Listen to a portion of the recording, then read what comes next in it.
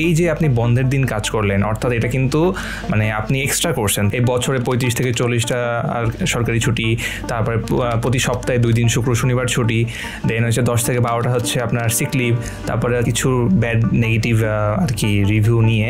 So আসলে আমার point of view থেকে যদি বলি, আমি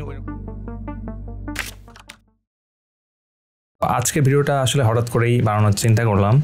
সো গতদিন একটা ভিডিও আপলোড করেছিলাম যে সফটওয়্যার ইঞ্জিনিয়ারদের ঢাকাতে কবে কবে উইকেন্ড থাকে এবং তাদের কতগুলো হলিডে থাকে অ্যাটসেট্রা, এগুলো নিয়ে একটা আপনাদেরকে ভাবলাম যে বলবো, বাট ভিডিওটাতে আসলে এইভাবে ডিটেলসে বলা হয় নাই এবং অনেকে চিন্তা করছেন যে আসলে আমি আপনাদেরকে ক্লিক বেট করছি কিনা। সো এই জন্যই ভাবলাম যে ভিডিওটাতে আপনাদের সাথে একদম ক্লিয়ারলি বলে ফেলি যে সফটওয়্যার ইঞ্জিনিয়ারদের ঢাকাতে আসলে কতগুলো উইকেন্ড থাকে, কতগুলো হলিডে থাকে, কতগুলো ক্যাজুয়াল বা সিক লিভ থাকে এবং কি প্রসেস আর কি পুরা এই কতগুলো ছুটি পায় সফটওয়্যার ইঞ্জিনিয়াররা, সে পুরো ডিটেলসটা আপনাদের সামনে ভাবলাম যে তুলে ধরি।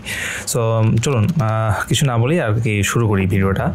ওকে, সো আপনারা তো মোটামুটি অনেকেই জানেন এখন যে আমি এর আগে একটা কোম্পানিতে চাকরি করতাম, ওটার নাম হচ্ছে সেলিস ডিজিটাল প্ল্যাটফর্মস যেটা বলে, অ্যান্ড বর্তমানে আমি আছি ব্র্যাক আইটিতে। দুই কোম্পানিতেই আসলে দুই ধরনের লিভ পলিসি আছে এমপ্লয়ীদের জন্য, কারণ কোনো কোম্পানি আসলে একটা স্ট্রিক্ট গাইডলাইন ফলো করে না, সবার একটা নিজস্ব পলিসি থাকে, তাদের নিজস্ব একটা ইমপ্লিমেন্টেশন থাকে। এই জন্য এটা স্ট্রিক্টলি আপনি বলতে পারবেন না যে এই কোম্পানিতে 10টা ছুটি, ওই কোম্পানিতে 20টা ছুটি, এভাবে এক্স্যাক্টলি বলা খুবই ডিফিকাল্ট। সো আমি এই জন্য দুইটা কোম্পানির এক্সাম্পলই আপনাদের সামনে তুলে ধরবো। এছাড়াও আপনারা যদি গ্লাসডোরে যান, ওকে, ওইখানে আরও এই পুরো বেনিফিটসগুলা, কোনো কোম্পানির বেনিফিটস, তারপরে কতগুলো লিভ আছে, কী কী ফ্যাসিলিটি প্রোভাইড করে, ওই ধরনের ইনফরমেশনও প্রোভাইড করা হয় ওখানে, এমপ্লয়িরা প্রকাশ করে আর কি সেগুলা। সো আমি আপনাদেরকে একটা এক্স্যাক্ট ফিগার বলতে পারবো না, বাট যেহেতু আসলে এই ধরনের জিনিসগুলো বলা একটু সেন্সিটিভ, মানে কখন কীভাবে এসকেলেট হয় এটা আসলে বলা যায় না। সো এই জন্য আমি একটা মানে অ্যাপ্রক্সিমেট ফিগার বলবো, ঠিক আছে, 10 to 20% মনে করেন যে এরর রেট থাকবে এখানে। সো বাট আপনারা মোটামুটি অ্যাভারেজ একটা আইডিয়া পাবেন। সো চলুন আমরা শুরু করি তাহলে। আমি যে 5 বছর ছিলাম সেলিসে, ওইখানে আমি যখন জয়েন করি তখন খুবই স্ট্রিক্ট একটা লিভ পলিসি ছিল, যদিও বর্তমানে সেটা ডিফারেন্ট, ওটা আমি বলতেছি। সেলিসে আপনি 12 থেকে 15টা পেইড লিভ পাইতেন এর আগে, আমি যখন জয়েন করছিলাম তখন, কিন্তু পরবর্তীতে এটা চেঞ্জ হয়েছে। এখন এই লিভের সুবিধাটা হচ্ছে যে আপনি যদি নিতে চান তাহলে তো খুবই ভালো, আপনি লিভ নিয়ে নিলেন, বাট যদি আপনি লিভটা না নেন, ওইটা আপনার ধরেন লেটসে আপনি 5টা লিভ নেন নাই, সেক্ষেত্রে কী হয়, কোম্পানি ওই 5টার সমপরিমাণ আপনার যে প্রতিদিনের যে টাকাটা হয়, ঠিক আছে, লেটসে যে আপনি প্রতিদিন ধরেন 2-3 হাজার টাকা ইনকাম করেন, মানে আপনার যদি 30 ডেজের স্যালারি আপনি চিন্তা করেন আর কি, তো সেই ক্ষেত্রে আপনার ওই সমপরিমাণ টাকা আপনাকে কোম্পানি তার পরের বছর এইচআরএর শেষে আপনাকে রিইম্বার্স করে দেয়। সো এইটাই ছিল আসলে একটাই পেইড লিভ ছিল, ওখানে কোনো আমি তখন সিক লিভ পাই নাই শুরুর দিকে, বাট পরবর্তীতে গত 2-3 বছর হয়েছে ওরা সিক লিভটা ইন্ট্রোডিউস করে এবং ধরেন যে 10 থেকে 12 দিনের একটা সিক লিভ আছে। যদি ব্রিফলি বলি তাহলে সেটা হয় ধরেন 10 থেকে 12 দিনের হচ্ছে যে সিক লিভ বা ক্যাজুয়াল, আর আপনার ইয়ারলি লিভ হইতেছে ধরেন হইতেছে 12 থেকে 15টা। ওকে, অ্যাপ্রক্সিমেট একটা রেঞ্জ বললাম, এটা হইতেছে একটা কোম্পানিতে। যেহেতু ইউরোপিয়ান বেসড কান্ট্রিতে মেইনলি সার্ভ করে, তো তখন দেখা যায় মোস্ট অফ দ্য ক্ষেত্রে বাংলাদেশে ফ্রাইডে অ্যান্ড স্যাটারডে ওরা ফলো করে, অনেক কোম্পানি ফলো করে এই দিনটা আর কি। সো কি হলো, ফ্রাইডে অ্যান্ড স্যাটারডেতে আমরা ছুটি পাইতাম, আর বছরে 10 থেকে 12টা হচ্ছে সিক লিভ, আর 12 থেকে 15টা হইতেছে ইয়ারলি লিভ। সো টোটাল আপনার যোগ করে নেন যত হয় আর কি, ততগুলাই লিভ। এছাড়া আরেকটা ইন্টারেস্টিং সুবিধা আছে, সফটওয়্যার ইন্ডাস্ট্রিতে সফটওয়্যার কোম্পানিগুলো সেই সুবিধা প্রোভাইড করে।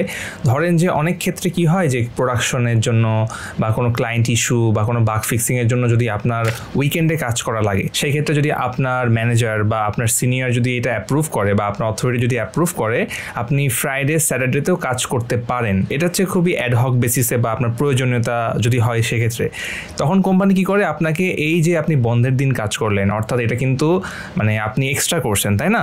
সো বাংলাদেশে আপনি যদি এক্সট্রা কোনো দিন কাজ করেন আপনার কোম্পানি ওইটা আপনার ছুটির খাতায় অ্যাড করে দেয়। সো লেটস সে আপনি যদি শুক্রবারে শনিবারে 2 দিন কাজ করেন এক্সট্রা, আপনার ছুটি হয়ে যাবে 10 থেকে 12 দিন, মানে 2টা যোগ হয়ে যাবে। সো এই সুবিধাটা আছে আর কি। ওকে, আর যদি ওই সরকারি মানে যে বাৎসরিক ছুটি সেটা যদি আপনি চিন্তা করেন, মানে ঈদের ছুটি অ্যান্ড আদার্স, ওইগুলা চিন্তা করলে তো ধরেন আরও বছরে প্রায় হয়তো 35 থেকে 40টা ছুটি অ্যাড হয়। সো টোটাল বেশ অনেক সংখ্যক ছুটি হলো এই বছরে, 35 থেকে 40টা আর সরকারি ছুটি, তারপরে প্রতি সপ্তাহে 2 দিন শুক্র শনিবার ছুটি, দেন হচ্ছে 10 থেকে 12টা হচ্ছে আপনার সিক লিভ, তারপরে হচ্ছে 12 থেকে 15টা হইতেছে আপনার ইয়ারলি লিভ। সো টোটাল যোগ করলে কিন্তু মোটামুটি একটা ভালো অ্যামাউন্ট হয়। সো এখন কোম্পানি 2, ঠিক আছে, আমি এখন ব্র্যাকেটে কথা বলতেছি। সো ব্র্যাকেটিতে আবার ছুটির পরিমাণটা একটু বেশি, ঠিক আছে, কম্পেয়ার টু সেলিস। সেখানে আমরা সপ্তাহে এখানে সিমিলার, আমরা শুক্রবার এবং শনিবার 2 দিন ছুটি আমরা পাই, সরকারি ছুটি। প্রতি শুক্রবার এবং শনিবার আমাদের ছুটি থাকে। সো আমাদের 5 দিন অফিস করা লাগে, 2টা অফিসে আমাদের 5 দিন অফিস করা লাগে। এটা আপনারা অনেকেই হয়তো একটু কনফিউজ হয়ে যাচ্ছেন, আমি দেখলাম অনেকে রিসেম কমেন্টটা, যে টোটাল আমরা কিন্তু সপ্তাহে 5 দিন অফিস করি 2 কোম্পানিতেই। অ্যান্ড এখানে আপনার ধরেন যে সিক লিভ বা ক্যাজুয়াল যেটা আমরা বলি, সো এখানে সিক লিভ অ্যান্ড ক্যাজুয়াল হচ্ছে 12 থেকে 15টা মনে করতে পারেন, ঠিক আছে, 15টা হচ্ছে আপার রেঞ্জে বলতেছি। অ্যান্ড এখানে আপনি ইয়ারলি লিভ পাবেন হচ্ছে 23 থেকে 26টা। সো এইখানে একটু ডিফারেন্স আছে, যেখানে আমি একটা কোম্পানির ক্ষেত্রে বলছিলাম 15টা, এখানে একটা কোম্পানির ক্ষেত্রে হয়ে গেলো সেটা 26টা, তাই না? সো এই আর কি, আমি রেঞ্জটা কেন বলতেছি, জাস্ট টু ভেগ থাকার জন্য, বাট ধরে নেন যে লাইক বল পার্ক ফিগার এখানে। আর হচ্ছে সরকারি ছুটি তো ওই যে 35 থেকে 40টা আছেই। And on top of that similar concept এখানেও আছে। যদি আপনি কোনো কারণে ফ্রাইডেতে বা স্যাটারডেতে কাজ করা লাগে, অথবা কোনো বন্ধের মধ্যে আপনার কাজ করা লাগে, ঠিক আছে, বা কোনো হলিডেতে কাজ করা লাগে, সেই ক্ষেত্রে কোম্পানি আপনাকে কম্পেনসেট করে দেয়। অর্থাৎ এই লিভটা আপনি পরবর্তীতে আপনার ইয়ারলি লিভের সাথে অ্যাড করে নিতে পারবেন। সো তাহলে যদি রিক্যাপ করি, এখানে আপনার হচ্ছে যে সিক লিভ 12 থেকে 14টা, ইয়ারলি লিভ হচ্ছে 23 থেকে 26টা, এবং সরকারি ছুটি টোটাল 35 থেকে 40টা। অন টপ অফ দ্যাট প্রতি শুক্রবার এবং শনিবার তো বন্ধ আছেই। সো টোটাল যোগ করলে দেখেন একটা বড় অ্যামাউন্টই হয়। সো কম্পেয়ার টু সেলিস, ব্র্যাকেটিতে একটু বেশি ছুটি ওরা প্রোভাইড করে। আর আরেকটা জিনিস ইম্পর্টেন্ট, এটা মনে রাখা অনেক গুরুত্বপূর্ণ, সেটা হচ্ছে যে আপনি যখন জয়েন করবেন, প্রত্যেক কোম্পানিতে কিন্তু একটা প্রোবেশন পিরিয়ড থাকে, তাই না? সেটা কোনো কোম্পানিতে হতে পারে 3 মাস, কোনো কোম্পানিতে 6 মাস।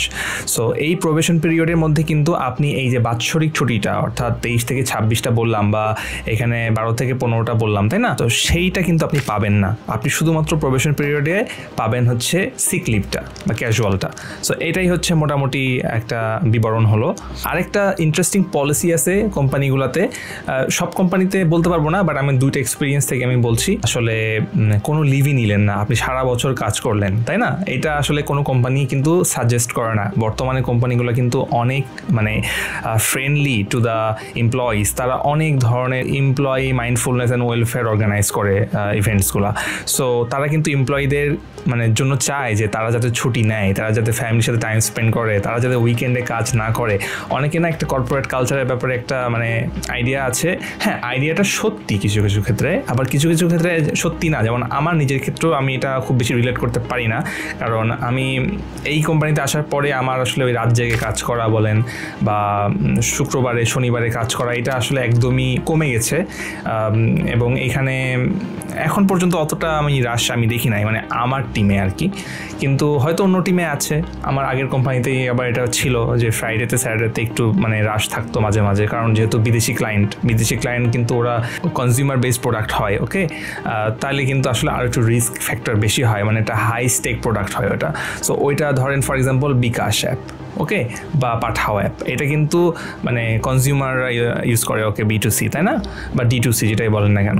সো এইটা কিন্তু রিয়েল টাইম ইউজার সবসময় বেশি থাকে, লাখ লাখ মানুষ ইউজ করে at the same time. So এই ধরনের অ্যাপে যদি কোনো ধরনের প্রবলেম আসে বা বাগ আসে, সো এটা একটা হাই স্টেক মানে ইস্যু ক্রিয়েট করে আপনার অ্যাপ্লিকেশন বা আপনার কোম্পানির মধ্যে, কারণ এই একটা বাগের কারণে আপনার রেভিনিউ কমে যাচ্ছে, আপনার ব্যাড রেপুটেশন হচ্ছে। সো তখন কি হয়, অনকল নামে একটা ব্যাপার আছে, যে আপনাকে আপনাকে ইমিডিয়েটলি, সেটা যখনই হোক, রাত হোক, সকাল হোক, দুপুর হোক, ঠিক আছে, সব সময় আপনাকে অ্যাভেলেবেল থাকতে হবে ফর দ্যাট স্পেসিফিক রিজন, যে কোনো কারণে যদি আছে কোনো ব্রেকিং প্রোডাকশন ইস্যু আসে, তখন আপনি গিয়ে ইমিডিয়েটলি সাপোর্ট দিতে পারবেন। আর এখন তো সব হচ্ছে ওয়ার্ক ফ্রম হোম বা অনলাইনে অ্যাভেলেবল, সো আমরা অনলাইনে ডিরেক্টলি এটা সাপোর্ট দিতে পারি।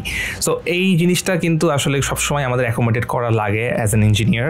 সো কোনো কারণে অন কল ডিউটি আসলে আমাদেরকে ল্যাপটপটা খুলে কাজ করা শুরু করে দিতে হয়। আসলে সেটা শুক্র শনিবার বলে কোনো কথা নাই।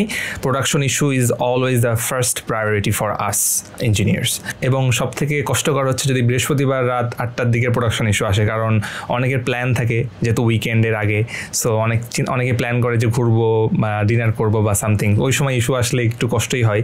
সো এই তো আর কি, মোটামুটি আপনাদেরকে ডিটেলসে বললাম। সো আপনারা একটু ভিডিওটা ওইভাবে অবজার্ভ করে দেখেন, তাহলে আরও ডিটেলসে বুঝতে পারবেন। আমি এক্স্যাক্টলি টু দ্য পয়েন্টে ফিগারটা বলি নাই, কারণ I don't want it to be any reason for travel for me. So I guess একটা বলপাক ফিগার বলছি, সো আপনারা অ্যাপ্রক্সিমেট একটা আইডিয়া পাচ্ছেন এখান থেকে। আচ্ছা, আরেকটা ইম্পর্টেন্ট জিনিস আজকের ভিডিওতে বলি এবং বলে শেষ করব, সেটা হচ্ছে যে আপনার সফটওয়্যার ফার্মগুলোতে একটা খুবই সুন্দর কালচার কিন্তু বর্তমানে বাংলাদেশে আছে। সো আপনারা যারা সফটওয়্যার ইন্ডাস্ট্রিতে আসার জন্য চেষ্টা করছেন বা ধরেন কন্টিনিউয়াসলি ইন্টারভিউ দিচ্ছেন, ইনশাল্লাহ হয়ে যাবে, আমি দোয়া করি যারা চেষ্টা করছেন তাদের জন্য। কালচারটা কিন্তু খুবই ফ্লোরিশ করছে বর্তমানে। সো আপনারা দেখবেন যে সফটওয়্যার ইঞ্জিনিয়াররা প্রচুর ইভেন্টের মধ্যে দিয়ে যায়, তাদের অনেক ধরনের অ্যাক্টিভিটিস থাকে, তাদের বিভিন্ন ধরনের কালচারাল ফেস্টিভ্যাল অ্যান্ড অনেক ইভেন্টস, অনেক মাইন্ডফুল ইভেন্টস অ্যান্ড এভরিথিং, সব কিছু কিন্তু কন্টিনিউয়াসলি হয়।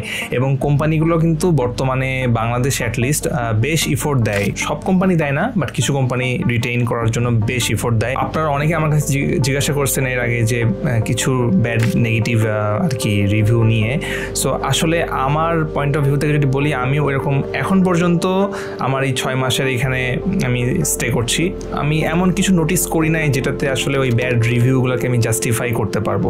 আমার কাছে তেমন খারাপ কিছুই মনে হয় না। আমি সোফার কিন্তু খুবই একটা কমফোর্টিং এনভায়রনমেন্টে কাজ করছি এবং আমার বেশ সাপোর্টিভ সিনিয়র্স আছে এবং আমি ম্যানেজমেন্টকেও দেখছি মোটামুটি বেশ সাপোর্টিভ এবং তারা caring to the employees. But I don't know কেন আসলে এই ধরনের কিছু নেগেটিভ রিভিউ দেখেছিলাম আর কি, এখন আর এগুলো আসলে সার্কুলেট হচ্ছে না। আই থিঙ্ক এটা কাইন্ড অফ একটা negative PR marketing kind of চলছে or something like that. But frankly speaking আমি ওই রকম কোনো নেগেটিভিটি দেখি নাই আর কি কোম্পানির কালচারের মধ্যে।